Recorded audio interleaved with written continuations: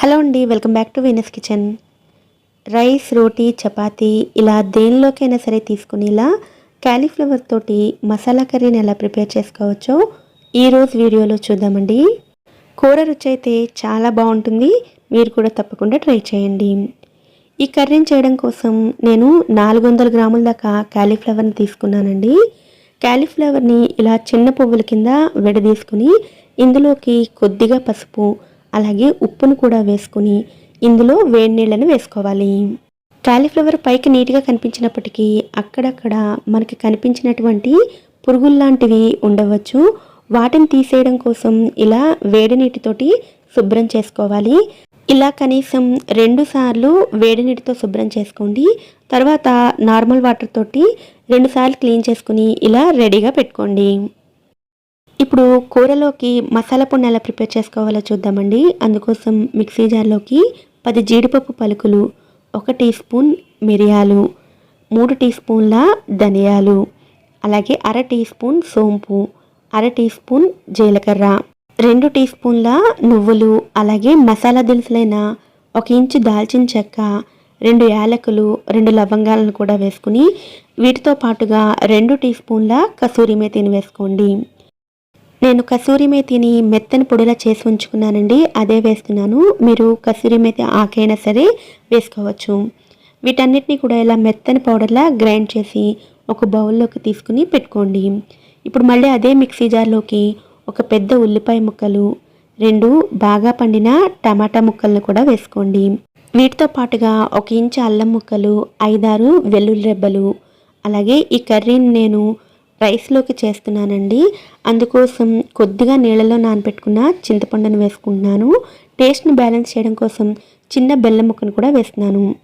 మీరు రోటీ, చపాతీల్లోకి చేస్తుంటే చింతపండు బెల్లాన్ని స్కిప్ చేసి కూడా చేసుకోవచ్చు. వీటన్నిటిని కూడా ఇలా మెత్తగా గ్రైండ్ చేసి రెడీగా పెట్టుకోండి. ఇప్పుడు కుక్కర్లోకి 4 లేదా 5 టేబుల్ స్పూన్ల ఆయిల్ని వేసుకోండి. ఆయిల్ వేడైన తర్వాత 1/2 టీ స్పూన్ జీలకర్రను వేసుకుని జీలకర్ర కొద్దిగా వేగిన తర్వాత గ్రైండ్ చేసుకున్న ఉల్లిపాయ టమాటా పేస్ట్ని కూడా వేసుకోవాలి. ఇప్పుడు ఈ పేస్ట్ని పచ్చివాసన పోయేంత వరకు బాగా ఫ్రై చేసుకోవాలండి. ఆయిల్ సెపరేట్ అయ్యేంత వరకు ఫ్రై చేసుకోవాలి. మీడియం ఫ్లేమ్లో మధ్య మధ్యలో కలుపుతూ ఆయిల్ సెపరేట్ అయ్యేంత వరకు ఫ్రై చేసుకోండి. ఇందులోనే కారానికి తగినట్లుగా 3 పచ్చిమిరపకాయ ముక్కలు, 1 రెమ్మ కరివేపాకును కూడా వేసుకుని కలుపుకోండి.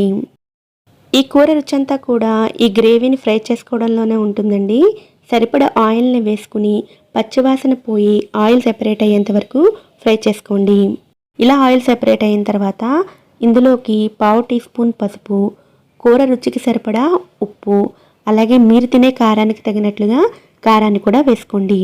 నేను ఇక్కడ 1 టీ స్పూన్ వరకు కారాన్ని వేసానండి. అలాగే గ్రైండ్ చేసుకున్న మసాలా పొడిని కూడా వేసుకుని అన్నీ బాగా కలుపుకొని స్టవ్ ఫ్లేమ్ని లోలోకి మార్చుకుని 1 లేదా 2 నిమిషాల పాటు ఫ్రై చేసుకోండి. ఈ కూరలో మిరియాలు, పచ్చిమిర్చి, పచ్చికారం వేసాం కదండి, కనుక కారాన్ని మీ టేస్ట్కి తగ్గట్టు అడ్జస్ట్ చేసుకోవచ్చు. మసాలా పొడులు ఫ్రై అయిన తర్వాత 1/2 కప్పు వరకు మేగడ పెరుగుని తీసుకుని ఉండలు లేకుండా మిక్స్ చేసుకుని ఈ గ్రేవీలో వేసుకుని లో ఫ్లేమ్లోనే 1 లేదా 2 నిమిషాల పాటు ఫ్రై చేసుకోండి. పెరుగు వేసుకున్న తర్వాత కొద్దిసేపు ఫ్రై చేసుకుంటే ఆయిల్ ఇలా సెపరేట్ అవుతుంది.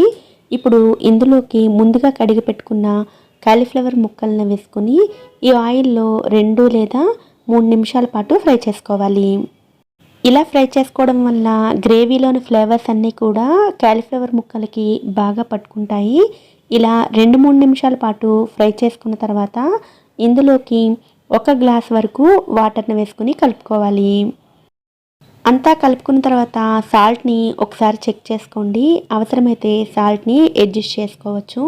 ఇలా కలుపుకున్న తర్వాత ఇందులోకి సన్నగా తరిగిన కొత్తిమీరను కూడా వేసుకుని ఒకసారి కలుపుకొని మూత పెట్టుకుని విజిల్ కూడా పెట్టుకుని మీడియం ఫ్లేమ్లో 3 విజిల్స్ వచ్చేంత వరకు ఉడికించుకోవాలి.